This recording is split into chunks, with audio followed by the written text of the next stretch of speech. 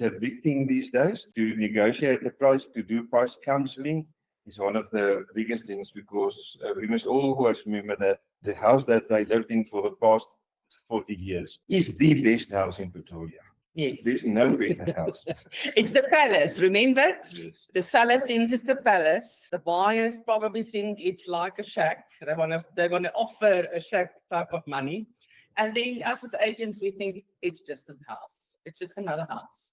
Yeah, it's not just brick and mortar, it's also emotions that they have to part with at some time. And that's an emotional struggle that they are in. So acknowledge that, and then give them facts about the pricing of the area, the Lightstone, what happened on Property 24, all these things, so that you give them facts and not emotions.